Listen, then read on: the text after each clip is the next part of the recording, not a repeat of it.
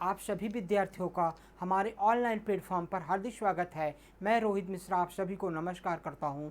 आज जो हमारे बीएससी एजी थर्ड सेमेस्टर के विद्यार्थी हैं, उनका जो सब्जेक्ट है इंटीग्रेटेड डिजीज़ मैनेजमेंट, एकीकृत पादप रोग प्रबंधन, वो मैं आपको जो है वो पढ़ाऊँगा। तो इसके मैं पिछली क्लास में आपको जो है वो पादप रोग प्रबंधन यानी इंटीग्रेटेड डिजीज़ मैनेजमेंट के बारे में मैं आपको कुछ बताया था। उसी कड़ी में जो है आपको मैं एकीकृत रोग प्रबंधन क्या है, उसका अर्थ क्या है और उसके कौन कौन से मेजर कंपोनेंट्स यानी घटक हैं, वो मैं आपको जो है वो पढ़ाऊँगा। तो आइए मैं इसी के साथ अपनी क्लास को जो है वो प्रारंभ करता हूँ। आप लोग जैसा कि स्क्रीन पर देख रहे होंगे, एकीकृत पादप रोग प्रबंधन। एकीकृत पादप रोग प्रबंधन जो है वो क्या है? तो एकीकृत रोग प्रबंधन सबसे पहले हम जानेंगे कि आप जो है वो इंटीग्रेटेड डिजीज़ मैनेजमेंट क्या होता है। तो इंटीग्रेटेड डिजीज़ मैनेजमेंट जो है एक जो है वो नई तकनीक, नया जो है एक विचार है, नया उभरता हुआ जो है वो पादप रोग को नियंत्रित करने का एक नया विचार पैदा हुआ है। देखिए, आज आधुनिक युग में जो है वो इतने ज़्यादा जो है वो फसलों पे पेस्टिसाइड, आपके फंजीसाइड, बैक्टीरियल साइड, जो आपके रसायन हैं, हानिकारक रसायन हैं, इनका इतना ज़्यादा अधाधुंध मात्रा में प्रयोग हो रहा है कि ये जो है वो हमारे मानव के लिए, हमारे पर्यावरण के लिए, हमारे पर्यावरण में पाए जाने वाले तमाम प्रकार के सूक्ष्म जीवों के लिए, तमाम प्रकार के लाभदायक सूक्ष्म जीवों के लिए, पशु पक्षियों के लिए काफ़ी जो है वो घातक होता साबित हो रहा है।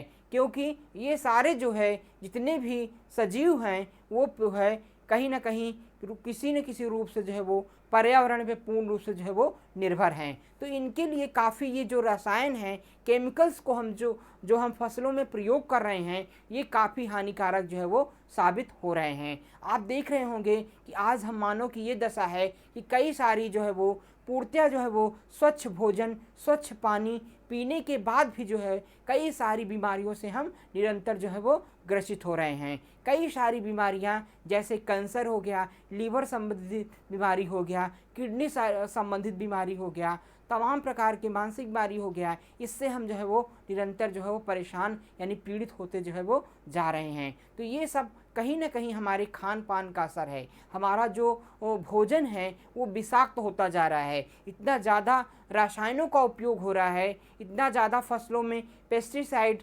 फंजीसाइड्स, बैक्टीरियल साइड, तमाम हर्बिसाइड्स का इतना ज़्यादा प्रयोग हो रहा है आधाधुंध मात्रा में कि ये हमारा जो हमारे भोजन हैं, चाहे फल हो, चाहे सब्जियां हों, चाहे अनाज हो, चाहे दलहन हो, ये सारे जो है वो कहीं ना कहीं जो है वो प्रदूषित होते जा रहे हैं। इसका प्रभाव जो है वो साथ साथ जो है वो जो हमारे दूध देने वाले जानवर हैं, गाय भैंस बकरी, ये इनके दूध पर भी इसका जो है वो प्रभाव जो है वो पड़ रहा है। तथा तमाम प्रकार के जो सूक्ष्म जीव हैं, जो मिट्टी की गुणवत्ता को जो है बढ़ा रहे हैं, मिट्टी की प्रॉपर्टीज़, मिट्टी की उर्वरता को बढ़ाने में मदद कर रहे हैं, उनको भी जो है वो काफ़ी नुकसान जो है वो पहुंचा रहा है। साथ ही साथ जो हमारे पर्यावरण को शुद्ध करने वाले जीव हैं, जो पर्यावरण को साफ सुथरा रखने वाले जीव हैं, वो भी जो है वो भी नष्ट होते जा रहे हैं और विलुप्त होने की कगार पर जो है वो पहुंच गए हैं। तो इस जो है वो इस सारी हानि को देखते हुए एक नई तकनीक का, एक नए अप्रोच का जन्म हुआ है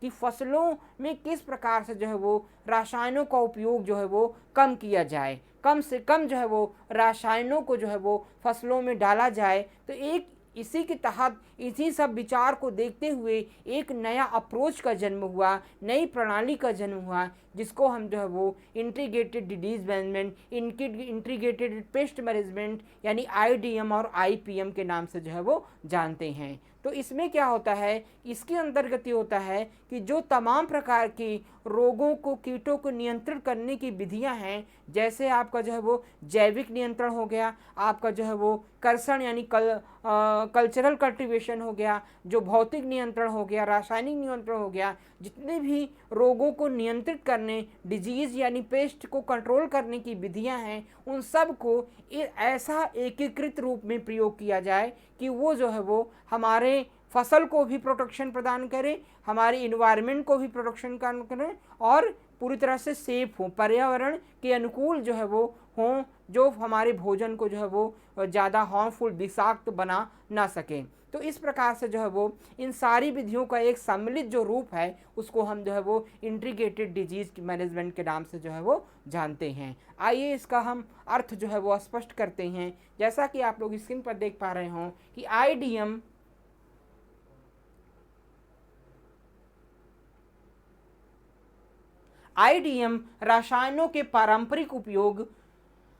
रसायनों के जो है वो पारंपरिक उपयोग किस प्रकार से हम जो है वो ट्रेडिशनल यूज उसका कर रहे हैं। आईडीएम रसायनों के पारंपरिक उपयोग का एक हरित विकल्प कृषि तकनीकों के सबसे प्रभावी संयोजन और कवकनाशी के विवेकपूर्ण और सीमित उपयोग के माध्यम से प्राकृतिक, आर्थिक और समाजशास्त्रीय खेती के तरीकों को बढ़ावा देने का जो है वो एक प्रयास है। यानी एक प्रकार से हम कह सकते हैं कि जो इंटीग्रेटेड डिजीज मैनेजमेंट है वो जो हम पुराने समय में हमारा क्या था, जो हमारा ट्रेडिशनल फार्मिंग होती थी उसमें हम रसायनों का उपयोग जो है वो कम से कम जो है वो करते थे। ज़्यादा से ज़्यादा वो जैविक चीज़ों से ही जैविक चीज़ों का हम इस्तेमाल जो है वो करते थे। जैसे गोबर की खाद हो गया, गाय का मूत्र हो गया, तमाम प्रकार की देसी चीज़ें जो है वो हो गया, और तमाम प्रकार के से नीम का उपयोग हम ज़्यादा करते थे। नीम से बनी हुई खली का उपयोग करते थे। तो घर की जो है वो राख का उपयोग करते थे। तो इस प्रकार से जो हमारा पारंपरिक तरीका था उसको जो है उनका उपयोग करते हुए और कृषि तकनीकों का सही प्रयोग करते हुए और साथ साथ जो है वो कवकनाशी, कीटनाशी का एक उचित मात्रा में उपयोग करते हुए इन सब का जो है वो एक प्राकृतिक तरीके से एक आर्थिक दृष्टिकोण को देखते हुए ये सारी जो है विधियों का जब हम उपयोग करते हैं तो उसी को जो है वो हम इंटीग्रेटेड डिजीज मैनेजमेंट के नाम से जो है वो जानते हैं। इन सारी विधियों को जो है वो बढ़ावा देना चाहिए, क्योंकि जैसे हमारे जो पारंपरिक हमारी खेती होती थी, जो हम पारंपरिक तरीके से ट्रेडिशनल फार्मिंग करते थे, और जो हमारा आधुनिक तकनीक है, नया तकनीक है, इन सब को आपस में कंबाइन करते हुए और आर्थिक रूप से अर्थ को भी ध्यान में देते हुए जब हम इन सब विधियों को बढ़ावा देते हैं तो वो उसी को हम जो है वो इंटीग्रेटेड डिजीज मैनेजमेंट के नाम से जो है वो जानते हैं। इसके अलावा जो है एकीकृत रोग प्रबंधन कीटनाशकों का आवश्यक आधारित तथा शामिल तथा जब रोग की घटना आर्थिक सीमा स्तर तक जो है पहुंच जाती है तो यह फसल पारिस्थितिकी तंत्र में कई जैविक एजेंटों के निर्माण हेतु बढ़ावा देगा। तो इस प्रकार से हम कह सकते हैं कि जो हमारा आईडीएम है, एडीएम मतलब एक चीज़ आप समझ लीजिए कि रोग हो चाहे कीट हो, उसको नियंत्रित करने की आवश्यकता तभी पड़ती है जब वह आर्थिक सीमा स्तर यानी इकोनॉमिकल थ्रेशोल्ड लेवल ईटीएल तक जो है वो पहुँचने, ईटीएल लेवल जो है वो क्रॉस कर जाए। अगर मान लीजिए किसी फसल में, किसी पेड़ पौधों में एक आध दो है थोड़ा बहुत जो है वो लीफ स्पॉट के कैरेक्टर जो है दिखाई दे रहे हैं, मान लीजिए जो लीफ स्पॉट डिजीज़ है वो एक आध पत्तियों में दिखाई दे रही कहीं कहीं पर, तो उसको हमको ये नहीं कि हमको तुरंत जो है उसमें दवा अप्लाई करें, तुरंत उसको नियंत्रित करने के लिए खर्चा करने लगें, अपना जो है वो जो हमारा आर्थिक जो आपका जो है वो काफ़ी जो है हम फसल पे इन्वेस्ट करने लगें, ये ज़रूरत नहीं होती है। हमको किसी भी रोग या कीट को तभी नियंत्रित करना चाहिए जब वह आर्थिक रूप से हमारी फसल को जो है वो नुकसान पहुंचा रहा हो। जब आर्थिक रूप से थोड़ा बहुत दिख रहा है तो उसे हमें कोई नियंत्रित करने की ज़रूरत जो है वो नहीं होना चाहिए, कोई उस पर हमको पैसा जो है अपना बर्बाद नहीं करना चाहिए। हमको नियंत्रित करने की ज़रूरत तब पड़ती है जब वह हमारी फसल को आर्थिक रूप से जो है वो क्षति जो है वो पहुंचाना शुरू कर दे। हमको जो है जब वो आर्थिक सीमा स्तर को जो है वो क्रॉस कर जाए तभी हमको उसको नियंत्रित करने की जो है वो आवश्यकता होती है। तो इस प्रकार से जो है वो दूसरे शब्दों में हम कह सकते हैं कि आईडीएम कार्यक्रम का तात्पर्य सांस्कृतिक, जैविक और रासायनिक नियंत्रण सहित सभी उपलब्ध रोग प्रबंधन दृष्टिकोण में से है, जिसका मुख्य उद्देश्य रोग की घटनाओं को आर्थिक सीमा स्तर से जो है वो नीचे जो है वो रखना है। तो एक प्रकार से ये भी कह सकते हैं कि रोगों को नियंत्रित करने की जितनी भी विधियां हैं, चाहे वो सांस्कृतिक विधि हो यानी कल्चरल मेथड हो, चाहे वो जैविक विधि हो बायोलॉजिकल मेथड हो, चाहे वो रासायनिक नियंत्रण की विधियां हों, केमिकल नियंत्रण हो, इन सब को जो है वो उपलब्ध रोग प्रबंधन दृष्टिकोण से है। इनका जो है वो सारी विधियों को ध्यान में जो है वो रखते हुए इन सब को जो है वो आर्थिक सीमा स्तर से जो है वो नीचे रखा जाए। इन सभी विधियों का उपयोग हमको तभी करना चाहिए जब फसल को जो है आर्थिक नुकसान जो है वो होना प्रारंभ हो जाए। यानी अगर शुरुआत में थोड़ा बहुत लक्षण दिखाई दे रहे हैं रोगों के या कीटों के फसल के ऊपर, तो हमें विशेष नियंत्रण करने की ज़रूरत जो है वो नहीं होती है, जब तक कि वह आर्थिक सीमा स्तर को जो है वो क्रॉस जो है वो ना करें, आर्थिक सीमा स्तर यानी ईटीएल लेवल पे जो है वो पहुंच ना जाएं। इस प्रकार से जो है हम कह सकते हैं कि इंटीग्रेटेड डिजीज मैनेजमेंट जो है वो सारी जो नियंत्रण की विधियां हैं, चाहे वो जैविक नियंत्रण हो, चाहे वो भौतिक नियंत्रण हो, चाहे वो जो है वो आपका जो है वो सांस्कृतिक यानी कल्चरल नियंत्रण हो, चाहे वो रासायनिक नियंत्रण हो, जितनी भी रोगों को नियंत्रण करने की जो विधियां हैं उनमें आपस में समन्वय स्थापित करके और पर्यावरण की जो है वो अनुकूलता को ध्यान में रखते हुए जब हम रोगों का प्रबंधन करते हैं, कीटों का प्रबंधन करते हैं, तो उसे हम इंटीग्रेटेड डिजीज मैनेजमेंट या एकीकृत जो है वो रोग प्रबंधन या एकीकृत कीट प्रबंधन के नाम से जो है वो जानते हैं। इसके अलावा जो है कुछ इसके महत्वपूर्ण कंपोनेंट्स हैं वो मैं आपको जो है बताऊंगा। यानी एकीकृत रोग प्रबंधन के कौन कौन से जो है घटक हैं, यानी कंपोनेंट्स ऑफ आईडीएम। इसके बाद हम क्या पढ़ेंगे, कौन कौन से जो है वो एकीकृत पादप रोग प्रबंधन के घटक हैं। तो कौन कौन से कंपोनेंट हैं, तो इसके मोटे तौर पर जो है आईडीएम के जो है वो 4 कंपोनेंट्स हैं। कितने हैं? 4 हैं। तो ये कौन कौन से हैं? पहला है मेजबान प्रतिरोध, जिसको हम होस्ट रेजिस्टेंस के नाम से जानते हैं। दूसरा जो है वो आपका बायोलॉजिकल कंट्रोल यानी जैविक नियंत्रण है। तो इस प्रकार से जो है वो अगला जो है वो कल्चरल कंट्रोल यानी सांस्कृतिक नियंत्रण। अगला जो है वो चौथा जो है वो रासायनिक नियंत्रण यानी केमिकल कंट्रोल के नाम से हम इसको जानते हैं। तो एक प्रकार से हम कह सकते हैं कि जो आईडीएम यानी इंटीग्रेटेड डिजीज मैनेजमेंट के मुख्यतः जो है वो 4 घटक होते हैं। कौन कौन से 4 कंपोनेंट्स होते हैं? पहला होता है होस्ट रेजिस्टेंस, दूसरा होता है आपका जो है वो कल्चरल कंट्रोल, या तीसरा होता है बायोलॉजिकल कंट्रोल, और चौथा होता है आपका जो है वो केमिकल कंट्रोल। ये जो है वो 4 आपस में घटक होते हैं। तो इस प्रकार से जो है वो पहला जो है वो होस्ट रेजिस्टेंस।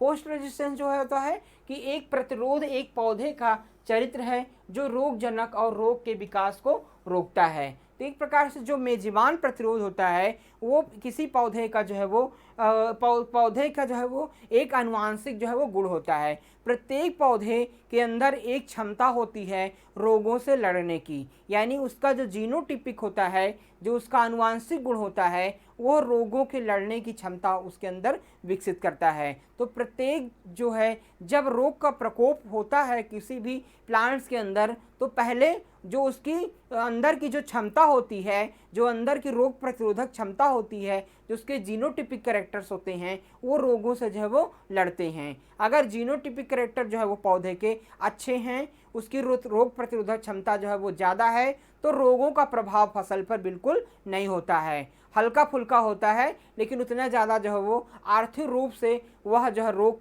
फसल को नुकसान जो है वो नहीं पहुंचाता है। तो जो रोग की प्रतिरोधक क्षमता होती है, वो जो है वो सहनशीलता होती है, वो रोग से जो है वो लड़ने की एक क्षमता होती है, जिसके कारण जो है वो पौधे अपने बाहरी आक्रमण से जो रोगजनक होते हैं, पैथोजेंस होते हैं, जैसे बैक्टीरिया, फंगस, वायरस होते हैं, इनके आक्रमण से अपने आप को जो है बचा लेता है। अगर यदि इनका आक्रमण इनके ऊपर हो भी जाता है, इनका इफेक्ट प्लांट्स पे हो भी जाता है, तो इसका कोई ज़्यादा जो है इफेक्ट जो है वो नहीं हो पाता है, यानी आर्थिक रूप से फसल को कोई जो है वो नुकसान जो है वो इनके द्वारा नहीं हो पाता है। ये इनका जो है वो आंतरिक क्षमता यानी जीनोटिपिक कैरेक्टर जो होते हैं, जो इनकी प्रतिरोधक क्षमता होती है, उसके कारण जो है वो होता है। इसी के कारण जो है वो कई सारे पौधे, जैसे मान लीजिए उनकी डेवलपमेंट कैपेसिटी अच्छी है, वो उनकी ब्रांचेस की डेवलपमेंट हो गया, उनके रूट्स का डेवलपमेंट जो हो गया, उनकी शाखाएं हो, उनकी लीव्स की डेवलपमेंट जो है वो अच्छी है, तो थोड़ा बहुत रोगों का प्रकोप भी होता है, तो वो उतना ज़्यादा जो है उसमें असर नहीं कर पाता है। तो एक मेज़बान होस्ट जो है वो किसी रोग से लड़ने की जो है उनके अंतर्गत की जो है वो क्षमता होती है। इसके अलावा जो है वो रोग को सहनीय स्तर तक दबाने के लिए प्रतिरोधी जीनोटाइप का उपयोग कर अत्यधिक प्रभावी तरीका है। तो जिस प्रकार से हम जो है वो एक एक तरह से रोग को जो है वो उनका जो टॉलरेंस लेवल होता है, उनकी जो सहनीय क्षमता होती है, वो रोगों से लड़ने की जो है वो क्षमता जो है वो प्रदान करते हैं। तो वो जो जीनोटिपिक कैरेक्टर होते हैं, जो उनकी प्रतिरोधक क्षमता होती है, उनके उपयोग से जो है वो अत्यधिक प्रभावी होता है रोग के प्रति। तो ये जो आनुवंशिक क्षमता होती है इनकी, ये जो है वो प्रतिरोधी उनको बनाती है, जैसे रोगों से लड़ने की क्षमता, कीटों से लड़ने की क्षमता को जो है वो विकसित करती है। इसके अलावा जो है वो अकेले प्रतिरोध ही कभी कभी बीमारी को सहनीय स्तर तक दबाने के लिए पर्याप्त होता है। तो जो इनका होस्ट रेजिस्टेंस होता है, वही जो है वो बीमारी से लड़ने की जो है वो क्षमता जो है वो इनके अंतर्गत विकसित करता है। तो प्रतिरोधी जो जीनोटाइप होता है, जो वो रोग देर से प्रकट होता है, धीरे धीरे बढ़ता है और फसल को बहुत जो है वो नुकसान जो है वो नहीं हो पाता है। तो यदि इनके अंदर प्रतिरोधी जो जीनोटिपिक होता है, जो प्रतिरोधी क्षमता होती है, अगर वो अच्छी होती है प्लांट्स के अंदर, तो रोग का प्रभाव तो होता है, लेकिन रोग धीरे धीरे बढ़ता है और रोग का प्रभाव जो है वो ज़्यादा उस पर नहीं हो पाता है। यानी आर्थिक रूप से किसी प्रकार से फसल को कोई नुकसान जो है वो रोग के द्वारा नहीं हो पाता है। किसके द्वारा नहीं हो पाता है? ये इनके अंदर जो क्षमता होती है, जो जीनोटिपिक इनकी कैपेसिटी होती है, रोग से लड़ने की क्षमता जो होती है, उसके कारण होता है। ये जो प्रतिरोधी क्षमता होती है, ये एक प्रकार की आनुवंशिक क्षमता हो, इनकी हेरिडिटी कैरेक्टर्स होते हैं, जो एक पीढ़ी से दूसरे पीढ़ी में जो है वो स्थानांतरित होते रहते हैं। यानी एक पीढ़ी से दूसरी पीढ़ी में जो है वो ये कैरेक्टर जो है वो जाते रहते हैं। ठीक है, तो ये एक प्रकार के आनुवंशिक गुण होते हैं जो रोगों से लड़ने की क्षमता को विकसित करते हैं। किसके अंतर्गत? प्लांट्स के अंतर्गत। और प्लांट्स के ग्रोथ एंड डेवलपमेंट के लिए भी ये जो है वो काफ़ी जो है वो प्रभावी होते हैं। ठीक है, तो इस प्रकार से जो है वो हम इसको जो है वो परिभाषित कर सकते हैं। इसके अलावा जो है वो अगला कंपोनेंट्स है जैविक नियंत्रण, यानी बायोलॉजिकल कंट्रोल। तो इस विधि में अन्य जीवित जीवों जैसे हाइपर परजीवियों के उपयोग से, किसके उपयोग से? हाइपर परजीवी, इसको कहते हैं आपके पैरासाइट्स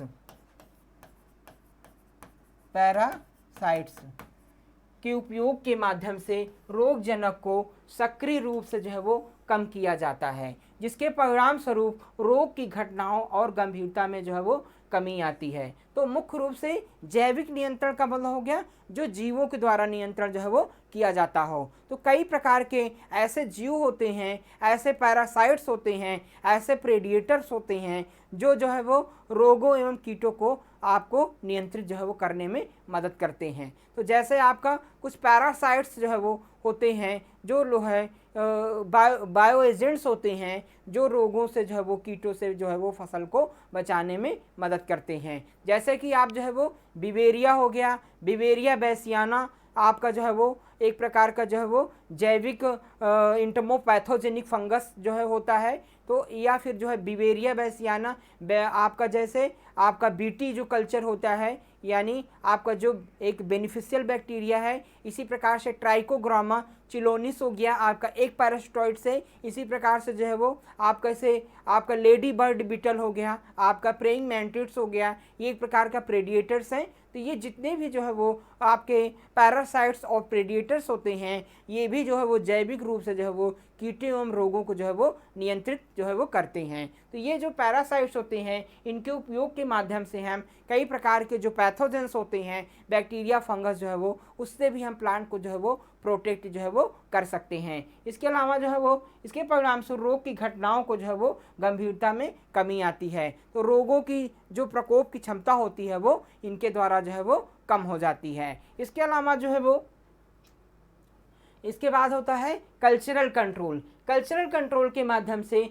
इसमें हम फसल पर्यावरण को हानिकारक जीवों के लिए कम अनुकूल बनाने के लिए जानबूझकर हेरफेर करना जो है वो शामिल होता है। तो इस प्रकार से जो कल्चरल मेथड्स होता है, उसके अंतर्गत हम जो है वो कई प्रकार की क्रियाओं कर करके फसल को रोगों से जो है वो बचा लेते हैं। जैसे कि हम जो है वो पर्यावरण की जो हानिकारक दशाएं होती हैं, उसके जो है वो जीवों को अनुकूल बनाने के लिए जानबूझकर हेरफेर करना होता है। तो किसी भी जो है रोग को, जो पैथोजेंस होते हैं उनको फैलने के लिए जो है वो पर्यावरण की दशाएं जो है वो आवश्यक होती हैं। पर्यावरण की दशाएं मतलब क्लाइमेटिक कंडीशन कौन कौन सी, जैसे तापक्रम हो गया, वर्षा हो गया, नमी हो गया, ह्यूमिडिटी हो गया, प्रकाश हो गया, ये सारी जो जो इन्वायरमेंटल फैक्टर होते हैं ये किसी भी रोग को जो है वो फैलने में मदद करते हैं, क्योंकि ये भी जो है वो काफ़ी आवश्यक होते हैं। आपके डिजीज ट्रायंगल के, रोग त्रिकोण के जो है वो आवश्यक जो है वो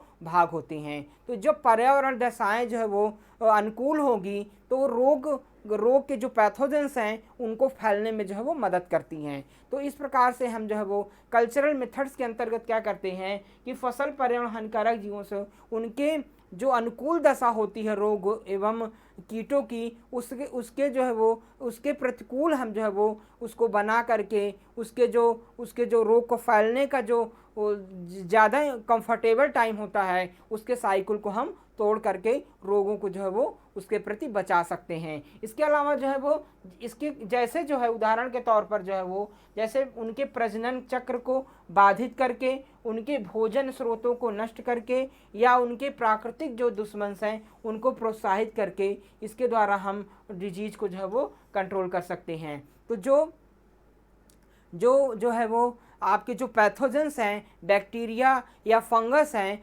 उनके जो रोगों के जो उनका जो है वो आपका रिप्रोडक्शन साइकिल है उसको जो है वो तोड़ करके उनके प्रजनन चक्र को जो है वो कम करके, इसके अलावा जो है वो उनके जो है वो आपके जो उनका भोजन का सोर्स है, जो भोजन का स्रोत है उसको जो है वो कम कर दिया जाए। इसके अलावा जो है वो या फिर जो है वो जो उनके नेचुरल इनमीज़ हैं, जो प्राकृतिक शत्रु हैं, उनको बढ़ा करके इनको जो है हम कम, इनके प्रभाव को जो है वो हम कम कर सकते हैं। यानी जो है जो रोगों को जो फैलाने वाले कारक हैं, बैक्टीरिया हो गए, फंगस हो गए, वायरस हो गए, इनके जो रिप्रोडक्शन, जो इनका साइकिल है, जो इनके प्रजनन का चक्र है उसको जो हम किसी तरीके से बाधित कर सकते हैं। या फिर जो इनको नुकसान पहुंचाने वाले जो इनके शत्रु हैं उसको हम ज़्यादा से ज़्यादा जो है वो प्रोत्साहन प्रदान करके उनको जो है ज़्यादा से ज़्यादा हम फील्ड में छोड़ करके ये, या फिर जो है वो तमाम प्रकार के जो जैविक एजेंट्स हैं उनको हम ज़्यादा ज़्यादा बढ़ा करके, और या फिर जो है वो जो इनके भोजन के स्रोत हैं जहाँ से बैक्टीरिया, फंगस, वायरसेस जो है वो अपने भोजन को ग्रहण कर रहे हैं, जो इनके पोषक तत्व हैं, जो इनके होस्ट हैं, उनको जो है वो हम जो है वो नष्ट करके, उनको कम करके हम रोगों से फसल को जो है वो बचा सकते हैं। ये कैसे बचा सकते हैं? जैसे हम खेत को जो है वो साफ़ सुथरा रखें, मेड़ों पे जो है वो किसी प्रकार के खरपतवार को न उगने दें, खेत के बीच में किसी प्रकार के खरपतवार न उगने दें। तो क्योंकि जो खरपतवार मेड़ों पे या फसल के बीच में उगते हैं वो जो है आपके जो रोग हैं, जो कीट हैं, उनको जो है भोजन प्रदान करने का जो है वो काम करते हैं। तो ये जो भोजन प्रदान करने का, उनको आपके पोषक का काम करते हैं, अगर इसको हम हटा देते हैं तो इनका पोषक जो है वो ख़त्म हो जाएगा और ये धीरे धीरे इनके रोग का प्रभाव फसलों पर कम होगा। और जब गंदगी रहेगी, खेत के आसपास घास रहेंगी, तमाम प्रकार के फसल के बीच में हानिकारक खरपतवार रहेंगे, तो वो क्या करेंगे? कीटों एवं रोगों को जो है भोजन प्रदान करने का काम करेंगे। तो जब वो पोषक का काम करेंगे तो वही जो है वो जो है फसल पे भी हमारे हानिकारक प्रभाव जो है वो दिखाएंगे। तो इस प्रकार से क्रिया करके हम इनको जो है वो इनके रोगों का प्रभाव फसल पर जो है वो कम कर सकते हैं। इसके अलावा जो है कई प्रकार की जो है फसल पद्धतियां हैं, जैसे आपका अंतर फसल या इंटर कल्टीवेशन या फसल चक्र, खेत की स्वच्छता, बुआई के तरीकों में हेरफेर आज जैसे प्रथाएं भी जो है वो कल्चरल कंट्रोल के अंतर्गत शामिल हैं। तो कल्चरल कंट्रोल के अंतर्गत जैसे आपका जो है वो तमाम प्रकार की जो है वो फसल पद्धतियां होती हैं, जैसे इंटर कल्टीवेशन जिसको हम अंतरशस्यन के नाम से जानते हैं, जैसे फसल चक्र हो गया, क्रॉप रोटेशन हो गया। इसके अलावा जो है वो खेत की जो है वो स्वच्छता हो गया, साफ़ सफाई हो गया खेत की, इनको या फिर जो है एक प्रकार के जो है वो बुआई के तरीकों में परिवर्तन करके। तो जैसे इंटर कल्टीवेशन का मतलब क्या होता है कि जो है वो जब हम एक ही खेत में जो है वो एक फसल के साथ जो है वो दूसरी फसल को जो है वो साथ साथ उगाते हैं, बस उनके कटाई का समय जो है वो अलग अलग होता है। तो उसको हम इंटर कल्टीवेशन या अंतरा श्वसन के नाम से जो है वो जानते हैं। तो इंटर कल्टीवेशन वाली फसलें जो है वो ऐसी ना हो कि दोनों में रोग का प्रभाव जो है हो सके, या फिर फसल चक्र यानी क्रॉप रोटेशन, हमको फसल चक्र को परिवर्तन करके बोना चाहिए। जैसे एक में हम किसी खेत में हम प्रति वर्ष जो है वो गन्ना ले रहे हैं, तो बीच बीच में हमको गन्ना न ले करके दूसरी फसल जो है वो बोना चाहिए, या फिर दो फसलों के बीच में जो है हमको एक दलहनी फसल को जो है वो शामिल करना चाहिए। तो ये कई प्रकार के जो फसल चक्र हैं उसको परिवर्तित करके हम रोगों से, कीटों से फसल को जो है वो बचा सकते हैं। इसके अलावा जो है वो जैसे आप कर रहे हैं कि फसल की बुआई में परिवर्तन, फसल का जो बुआई का समय होता है उसको हमको देखना चाहिए कि जो हमारे रोग का प्रकोप करने वाले जो पैथोजेंस हैं, जो हानिकारक जो है वो तत्व हैं जैसे फंगस, बैक्टीरिया, इनको जो है वो इनके प्रभाव को किस मौसम में कम किया सकता है। जैसे हम देखे हैं कि जिस मौसम में जो है वो जब जो है वो ज़्यादा बादल का मौसम होता है, इन्वायरमेंट में ह्यूमिडिटी ज़्यादा होती है, यानी मॉइस्चर जो है वो ज़्यादा होती है, प्रकाश सही से फसल को नहीं मिलता है, उस दशा में जो है वो आलू की फसल में जो है वो उसी कंडीशन में जो है वो आपका अर्ली और लेट ब्लाइट ऑफ पोटैटो का प्रकोप जो है वो ज़्यादा होता है। जो आलू का मुख्य रोग है early and let blight of potato जो है वह जो है वो ज़्यादा जो है वो बादली जब रहती है, मौसम धुंधला रहता है, सही से प्रकाश नहीं मिलता, आपके इन्वायरमेंट में ह्यूमिडिटी ज़्यादा होती है, आर्द्रता ज़्यादा होती है, तो उस कंडीशन में उसका प्रभाव जो है वो ज़्यादा देखा गया है। तो आलू की फसल की बुआई का समय हम ऐसा परिवर्तन करें कि जो आपका लगभग जो बादली का मौसम होता है जनवरी फरवरी के मौसम में, उसके पहले हमारा आलू जो है वो तैयार हो जाए, तो उसके प्रभाव से अर्ली और लेट ब्लाइट के रोग के प्रभाव से हमारी फसल जो है वो बच सकती है। इसी प्रकार से कीटों में भी देखा गया है कि जब जो है वो आपका मॉइस्चर ज़्यादा रहती है इन्वायरमेंट में, आपके बादल जो हो रहते हैं और बारिश हल्का फुल्का हो जाती है, उस कंडीशन में जो है वो और जो फ्लावरिंग की अवस्था होती है उस आपके सरसों की फसल में, उसमें माहू का प्रकोप ज़्यादा होता है। तो हम जो है वो अर्ली वैरायटी यानी अर्ली शोइंग जो है वो कर करके आपके सरसों की फ्लावरिंग यानी पुष्पावस्था के समय में परिवर्तन करके माहू यानी एफिड से जो है वो फसल को जो है वो बचा सकते हैं। तो इस प्रकार से फसलों की बुआई में परिवर्तन करके, हेर फेर करके, उस कंडीशन से हम जो है वो फसल को जो है वो हानिकारक जो अवस्था होती है, वो हानिकारक जो मौसम होता है, उस कंडीशन में रोगों का कीटों का प्रसार जब ज़्यादा होता है, उससे हम फसल को जो है वो बचा करके कीटों रोगों से जो है वो फसल को बचा सकते हैं। तो ये सारी जो है वो आपके कल्चरल कंट्रोल्स के जो है वो मेथड्स हैं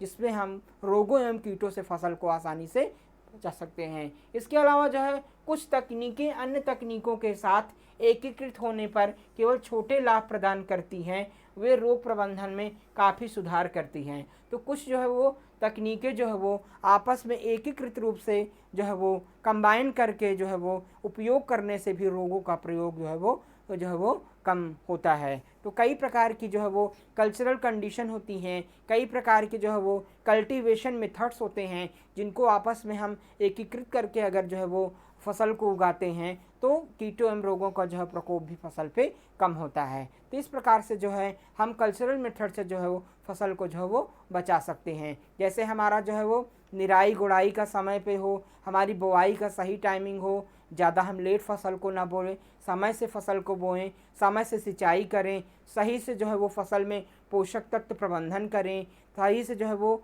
पोषक तत्वों को सही मात्रा में डालें, अप्लाई करें आपके फसल में, कीटनाशक को सही मात्रा में डालें। तो ये सब चीज़ें भी हमको कीट एवं रोगों से जो है फसल को बचाने में जो है वो मदद जो है वो करती हैं। इसके अलावा जो है वो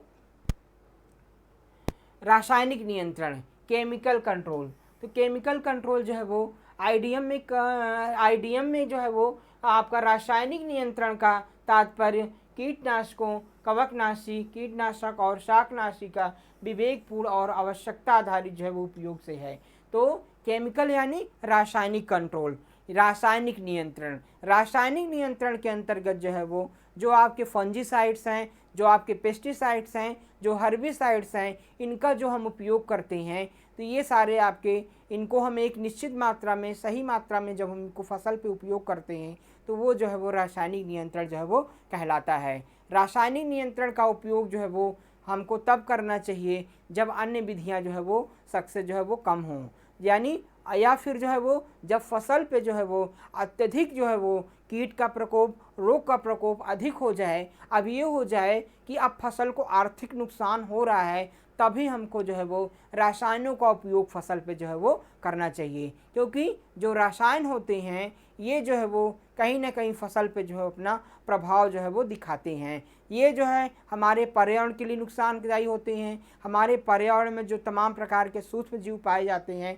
उनको नुकसानदायी करते हैं, उनको हानि पहुंचाते हैं। तो इसलिए जो है वो पर्यावरण को विधि देखते हुए, पर्यावरण की दशा को देखते हुए और मनुष्य के स्वास्थ्य को ध्यान में रखते हुए, फसल के स्वास्थ्य को ध्यान में रखते हुए ही रसायनों यानी केमिकल्स का उपयोग जो है वो करना चाहिए। केमिकल्स का उपयोग जो है वो एक सीमित मात्रा में फसल में करना चाहिए, आधाधुंध मात्रा में जो है वो नहीं करना चाहिए। तो इस प्रकार से जो है वो इन सारी विधियों के साथ ही जो है वो हमको केमिकल्स का प्रयोग, रसायन का प्रयोग जो है वो करना चाहिए। देखिए कभी कभी होता है कि अगर फसल में कीट एवं रोग का प्रभाव ज़्यादा हो गया है तो अगर किसान जो है अगर वो रसायनों का उपयोग नहीं करेगा तो बहुत ज़्यादा आर्थिक जो है उसको नुकसान जो है वो उठाना पड़ेगा। उस दशा में उसकी मजबूरी हो जाती है कि उसको जो है वो रसायनों का उपयोग जो है वो करना ही करना है। तो इसके लिए जो है वो इन सारी विधियों को उपयोग करते हुए, यानी सांस्कृतिक विधि,